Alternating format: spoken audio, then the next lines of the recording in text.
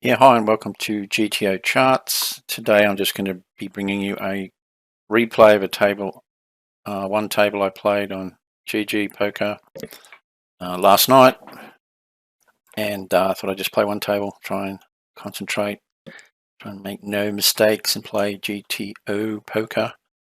I got myself in a couple of sticky spots that I want to go through. I'm not sure.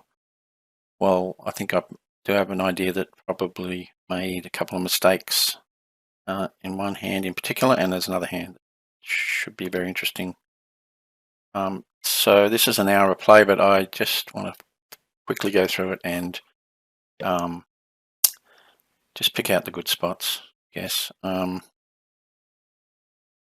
Ace King, raise that up, obviously. I think everyone folds. There's nothing to get excited about there. And I might just skip forward and pause this for a moment, see the first interesting hand is. Okay, so this is not a major hand that I play, but nevertheless, I want to see if I played it correctly. Get queens under the gun. Obviously, that's an easy open, which I do. And it goes to small blind,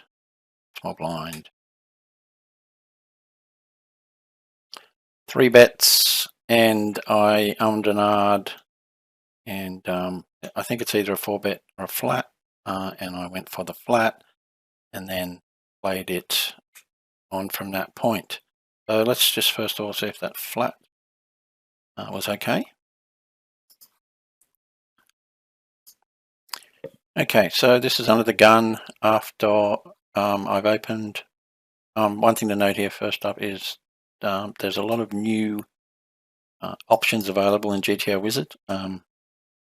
Too many for me to even think about going through. But I've chosen 100 big blind, general, NL50, GG. A whole bunch of others with stack sizes, 3-bet sizes.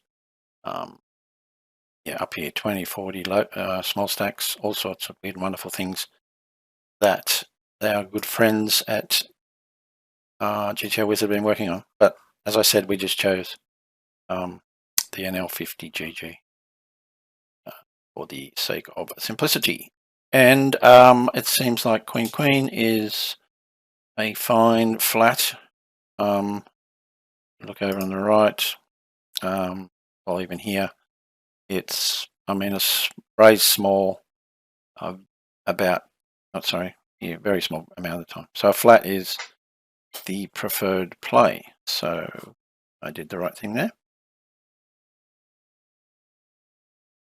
And then back to the hand, and obviously this is when things start to get sticky. Continue on. He didn't bet, and I checked it back. I just was getting a bit suspicious. I mean, that seems to me like a fairly often bet for the pre-flop raiser.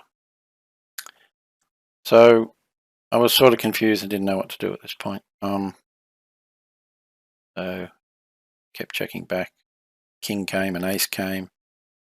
Then he went for bet on the river. I mean, it was very small. I think I folded, which is a bit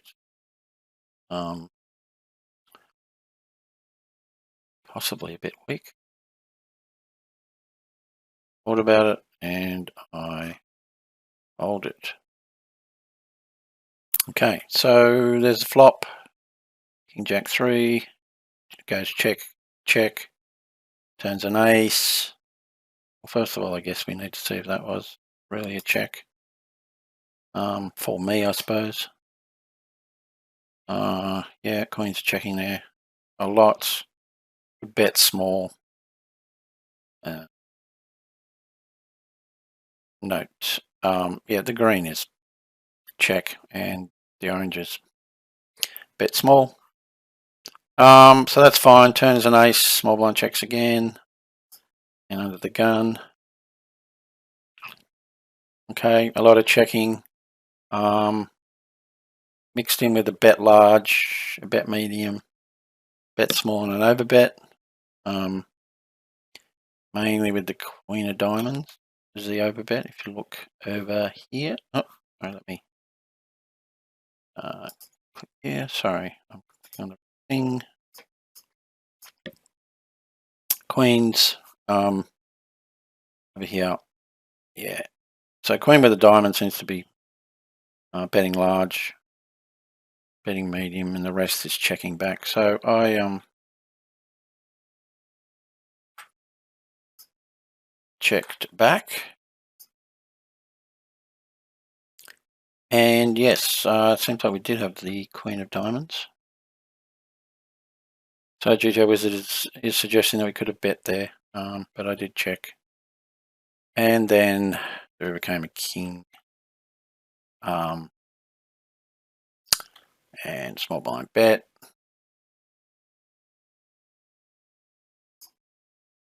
No. What should I have done with my queens at this stage?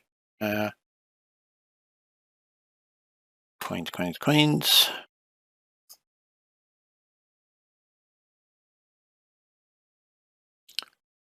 Actually, I think this is a small blind. Hold on for a moment. Okay, and river king and small blind bets 12, but we've got 13 there, which is close enough. And under the gun with queens, should call 41% of the time, fold 43% of the time. Yeah, so I'm looking at, sorry, I'm looking there, but that's what you should do with your range. Sorry, here. Queen with the Queen of Diamonds. It's call, a lot of calling. Yeah, so probably not completely bad, but not exactly fantastic. If we have a look at how I scored on that.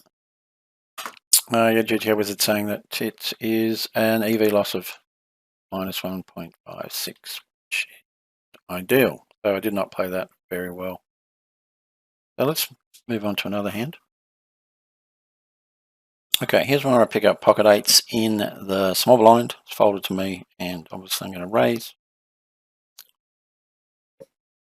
And if I remember, I get 3-bet. And I think the only play here is to call. What I'm concerned about, or what I want to look at in this hand is I hit the 8s, which is obviously fantastic. So a check raise is in order. I really want to check out. I think I bet too big on that raise. I just clicked 30 and folded, I think. So let's if he folds, pretty sure he did.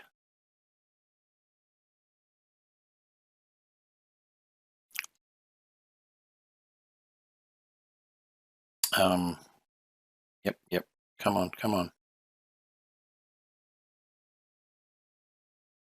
Okay, folded. Let's have a look at that. Okay, so this is the range in the small blind. This is deploying a calling strategy and a raising strategy. So pocket eights is mostly raising. I don't usually normally a calling / limping strategy. Then big blind raises to 10 and small blind. What should we do with our eights? Raising sometimes, apparently, with no particular 8, but flatting was okay. Going to be the preferred option. Then with the Queen 8-3 flop, what should we have done with our 8s?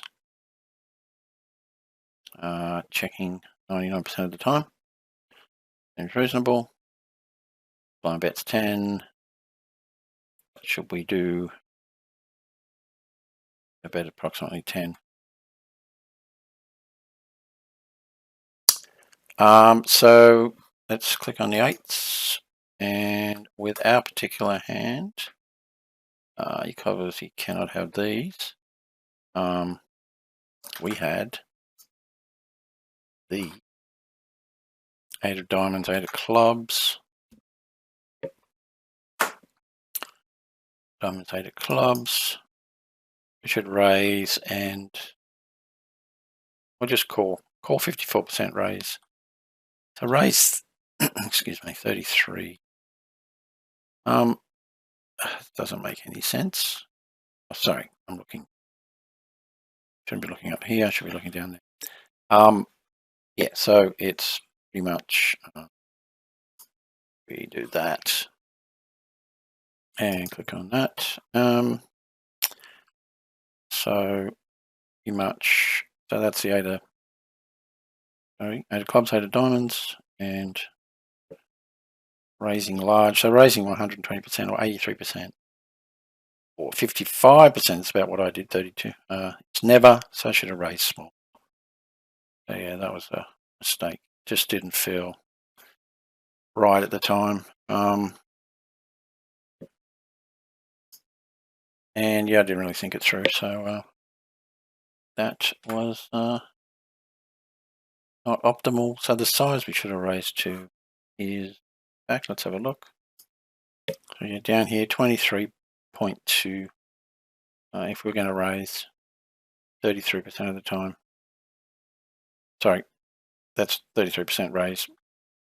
Number of big blinds, 23.2. Doing it 35% of the time and calling 64% of the time. But we went for the bigger raise. Folded so 23.2. Yeah. Looking back, it's pretty obvious. Okay, let's move on to another hand. Okay, so this is another pair of 8s. And this is a pretty interesting hand, and I was very confused. Raising it up seems reasonable. And our little friend from Vietnam, who seems to 3-bet a lot, and we get this flop that had me a little bit excited at the time. Let's just play it through. So I checked it back. Seemed like I didn't want to lead it because for no good reason, except I think I was just confused. Now I'm picking up here the straight flush and getting even more excited. Well, we have a flush now that's got there, and I was torn between just shoving over the top of this and calling, not folding at this stage, obviously. Thought about it, and I called, and 7 river brings a whole bunch of other things that can beat me, full houses. I mean, yeah, quads, etc., but a lot of flushes beat me, and then he bets half pot, and I had no idea, absolutely no idea what to do. Wanted to call, wanted to fold. Kept looking at his stats. He seemed like a bit of a bluffer, but I chickened out and folded. And yeah, there we go. Have a look at that. Okay, so hijack raises, and I raised my 3-bet my pocket 8s, and it seems like a reasonable play, but call seems to be the preferred option. I might just pull up. So this strategy here is not 3-bet or fold, which I usually play. Let's go with it anyway. Let's play out the rest of the hand. But I did 3-bet and hijack called, and then the flop came 10-7, 10-6, 5 spades, as we know. And I was in the small blind. Pocket 8s can do a whole bunch of things. And if you click on hands, my particular hand is doing a lot of checking. Sorry, which hand was it? It was the spade diamond.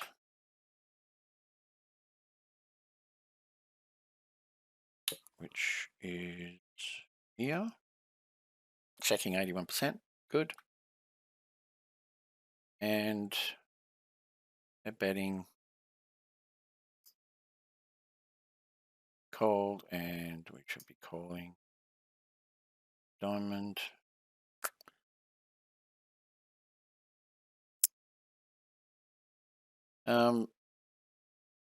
Calling 87%, raising 10%. So yeah, reasonable. Check, bet, small blind. Sorry. They bet the 7, small blind, call again. Now 8s. Yep, the only thing to do there was call, and on the river. Oops, down the river.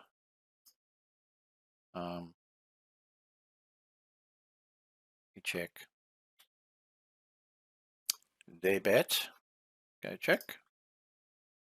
No way, that's not there. I think they bet about, let's go with, that's the only thing there. And our 8s spade. Whoops, 8s, 8s,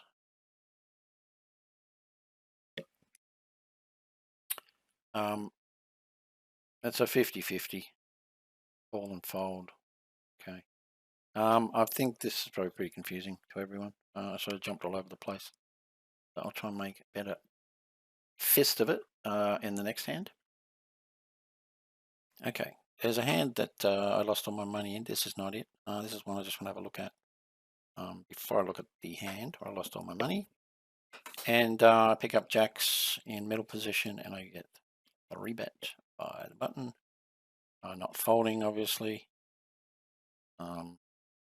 Four betting or flatting, I assume. So yeah, I mean, this could be pretty, well, I did four bet. Okay, good. I go off numbers here, like when it's low, I usually do the more aggressive action. It was pretty low at the time. And I don't know if I've lost my head here. I saw that flop, I'd four bet. My reasoning was, I mean, I felt like I had him beat a lot. He might have had some draws, so I just ripped it in. Thought was that is probably not the GTO play that I was looking for, but I'm not sure. So let's have a look at it. Okay, so in the hijack / middle position, pocket 8's obviously a raise 100% of the time, and then 3-bet from the button and get back to us. And now jacks, it is a either a raise, a 4-bet, or a call. Let's break it down into the actual hand. Actually, that won't matter at this stage because all jacks are equal pre-flop. So yeah, preferring a raise about 60% of the time and a call 38. So a mighty fine play from me, obviously. And the flop comes this, and it's to me, and this is where I'm about to be embarrassed, possibly, with this play. And again, who knows? What do we have? Jack, jack, jack, jack. Okay, according to the wizard, with our jack, diamonds, hearts, we should check 12%, bet, yeah, half pot, 81%. Over betting, shoving all in was just pretty much horrendous. So yeah, I thought it was at the time. But sometimes you just make horrendous plays. What can I say? Yeah. Try and reel it in next time. All right, let's take a final look at one hand. It's the one I've been waiting for. I lost all my money. Okay, so here it is. We pick up the beautiful pocket coins in cutoff and under the gun. Opens little position, calls, and I was going to make the squeeze, if that's what it's called in that position. Should I have gone bigger? Don't know. Probably not. And the flop is seems innocuous. I don't know why my mouse is on the fold button. And I end up betting big, which could have been a mistake.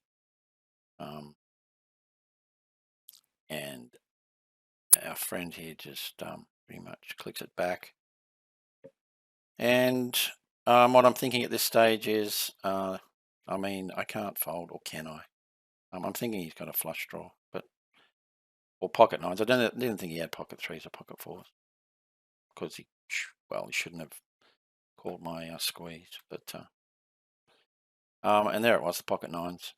So if we run it once and I don't get there, and then the big question is, yeah, was that? I think I bet too big for starters, and yeah, let's have a look what the wizard has to say about that one. Okay, it doesn't seem to be a GTO spot for that. I think it's because it was three-handed, so can't really crunch the numbers for three-handed, multi-handed. Just gets too out of hand, obviously, for the wizard, even for the wizard. So I've just changed it so it's just under the gun and cut off best I could do with the same flop and under the gun check to me. And what should I do with my queens? It is saying with my specific hand, actually doing the same with all the coins. Well, actually, maybe not. Queens do we have? Spade, club. Spade, club, spade, club. Okay, so we should be betting. That is 75%. Look up here, 75% pot. 26% of the time.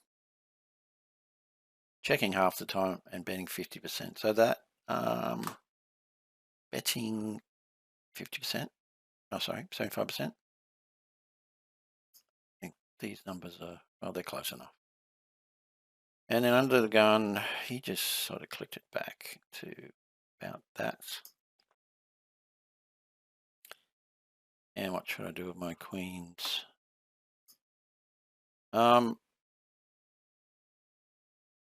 Yeah, so with that particular combination, spade diamond, pretty much just calling. And with some other combos, just getting it all in.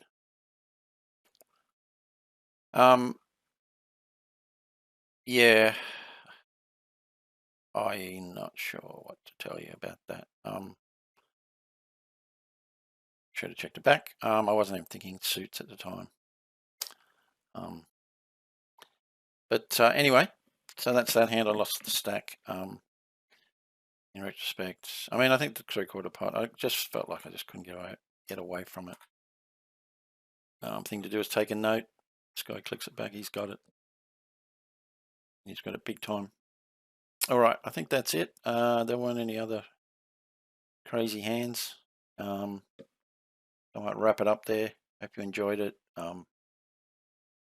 If you want to get a subscription to the Wizard, there's free trial. Just click the link below. It's also 10% discount if you end up buying it, and also there is a link to GTO charts in the description below. All right, thanks for watching, and see you in the next one.